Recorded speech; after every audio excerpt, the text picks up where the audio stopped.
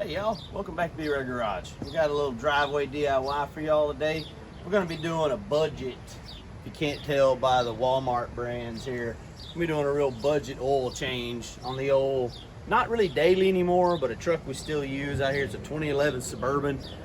First thing we'll kind of do is get an overview of what changing your oil basically is and how you can most likely do it yourself and save a little bit of money, as well as know that you're the one that did it and you know the steps you took and that everything's good.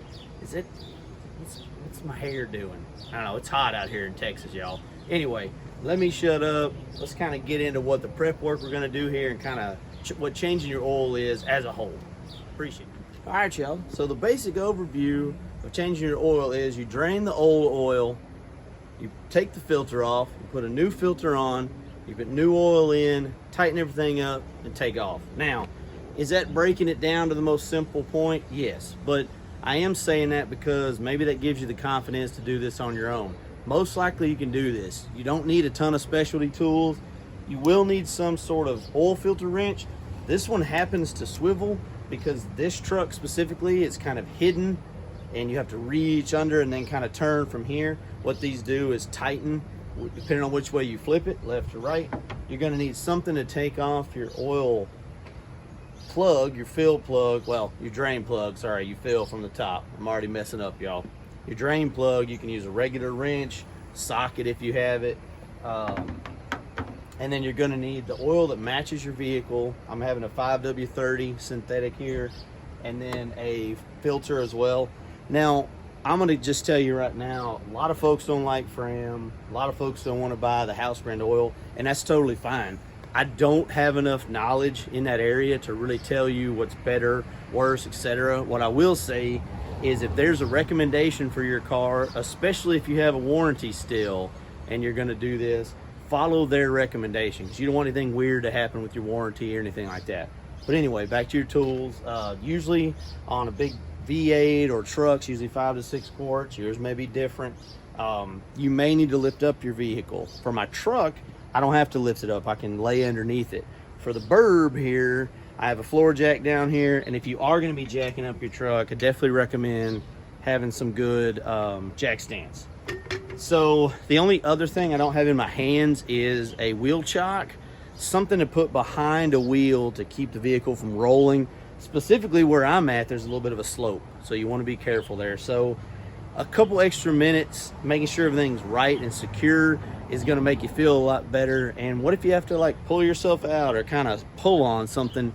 You don't want to be so worried about the truck falling on you, or maybe not even thinking about that. So anyway, just try to do your best to keep things as safe as possible, and we'll move on from what we need here to how this vehicle, how we're going to go ahead and drain that oil first and change that filter. So let's get to that, y'all. All right, a couple things I forgot to mention. Tools continued. If you're doing wrenches, you might need another wrench for the old double wrench method if somebody put it on way too tight before you. If you got gloves, they really help. You're probably still gonna get messy. I don't have the sweet skills of a lot of these dudes on social media. They're able to like whip the drain plug off and not get their hand all gross. And some sort of rag. I got a couple of just old socks and stuff. You can use shop towels or, you know, whatever you got. Let's see if I can get under here without too much shaky cam. All right, so you see we've got the truck lifted up in the front here. Now I have a floor jack under here. If you don't have a floor jack and you need to lift it, your car most likely has a jack that came with it for changing spare tires and whatnot. I have a jack stand on the opposite side under the frame rail. I don't like to put jack stands where, let's say in the case of this jack, if it rolled out of the way, if it gave out. Jacks are hydraulic usually, and that can give out on you. So I want it somewhere else where it's not gonna be able to kick it and hit it and knock it out. I also like to keep the tires on the ground if I can help it, because then the truck is gonna sag and kind of fall like that, like I just did there. But hopefully it's not coming down with the full weight of the vehicle because the tires are touching the ground. Got our pan here. Our old drain plug is right up there. You can barely see it, right in the middle, kind of a silver plug. We're gonna open it first and drain the oil. I'm gonna have to get around to the other side to show you the filter. It's in an awkward position in these this model Suburbans and Tahoes and stuff. But anyway, enough of me yapping. Let's see if I can somehow get y'all set up to see what's going on here. Okay, y'all, full disclosure, I did have to use the double wrench method, where you take your other wrench, hook it into the open end, and then pull down for extra leverage. That's nobody's fault but my own, because I'm the one that changed the oil last time, so that's my bad. Man, I'd like to get y'all set up in here, but my tripod's too big, I think. I know I'm not gonna be able to pull off the cool, you know, and drop the oil. Also, most likely the oil's gonna be nuclear hot in this one because my wife drove it to work today. It's usually good to have the truck warmed up, but if you don't want to have it nuclear hot, that's fine, especially if like you're in summertime, like down here or whatnot. Just use your best judgment and just be aware that this oil is gonna be very warm, if not hot, so be careful. All right, y'all. Y'all are suspended by my oil filter wrench. And let's see what we got here. Probably gonna get all over me. 1, 2.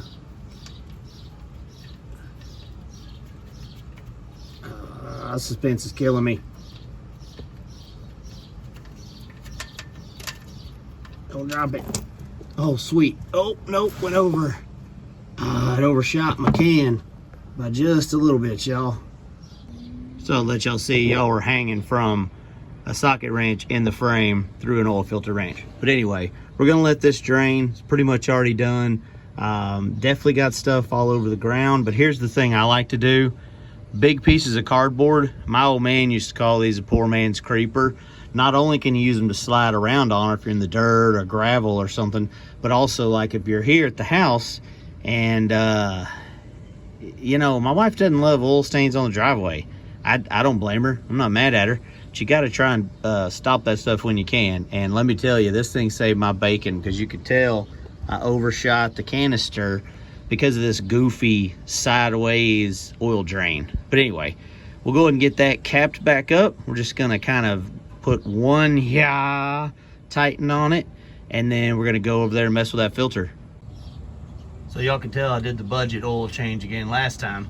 I mean, this is the best Fram filter, but I don't think it's gonna hold up to most people's standards, and that's okay. I understand that.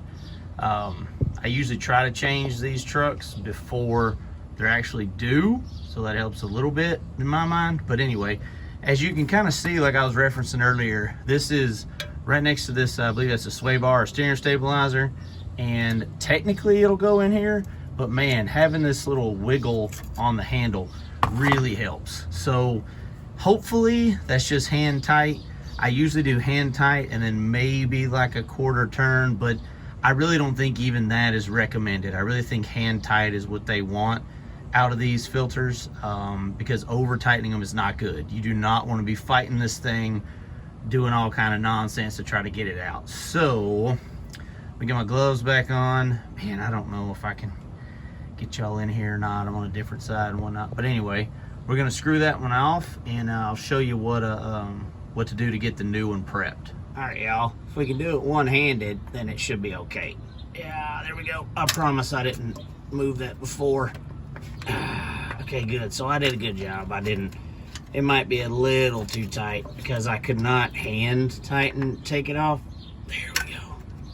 Oh dang, I don't have my gloves on. Hands are gonna get messy.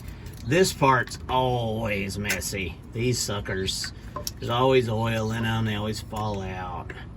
All right, y'all are probably tired of the shaky cam. I'm gonna try to get this sucker off. I'll be back to you. This is what I'm talking about. That sucker's just coated in oil, pouring out the bottom. So I'm just gonna kind of let it drain, hopefully get it fairly empty, and then try to twist it off and make as little mess as possible. You know, as you can clearly see, I made a heck of a mess all over my hand and everything. I had to wipe it down. You're probably thinking, man, Brad should have brought a couple of t-shirts or a whole towel with him. And you're probably right. I'm just dropping stuff today. And anyway, it's one of those days. But anyway, so we've got this out. You want to make sure that this rubber seal is out, this big thick O-ring. I did have this happen to me on my 2002 Dodge. I changed the oil myself, did not check for that. I ended up leaving it on accident. When I screwed the new filter on, the two couldn't hold pressure. Oil blew everywhere, got all on the engine bay, big smoke show and all that. Not my finest moment, but it happens. So anyway, what I like to do is take your new one, and you want that seal to get a little bit of help. So I just kind of like to rub that along some of this old oil, and then just put one thin little bead on it. You can use the new oil if you want. I just do this because it's kind of easy to fit it on there and spin it back and forth. So that's story time, and then why I put the or how I put the oil on the new filter.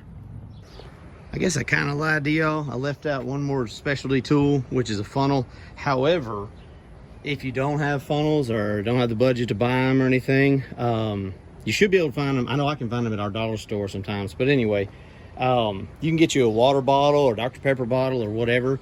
You can cut the bottom off of it, flip it upside down. You can use that as a funnel if you need to. So anyway, I'm gonna start with the 5 quarts. This truck should take 6 quarts with filling the oil filter. Now, one thing that I didn't cover is, and I'm sorry I've already put it on, but I showed y'all how I twisted on and got oil on the oil filter. Another thing I do is I kind of prime the oil filter by pouring some oil into it, and that way it's not just a dry filter. I don't know if that's a have to thing. Sometimes I've forgotten, sometimes I've remembered. I don't know. There's probably enough oil left in the system where it's not super dry, but I have just always kind of tried to get in the habit of doing that. You may want to check and see if that's something you want to do, or do some research on that. I've done it both ways. I haven't seen any issues, good or bad, but anyway, just something to think about. I'm sorry I didn't get that on film. So we're going to start with this 5 quart, and it's going to like to try to come up and breathe and burp and all that. So I'll probably put it on the time lapse and try to get this going for y'all.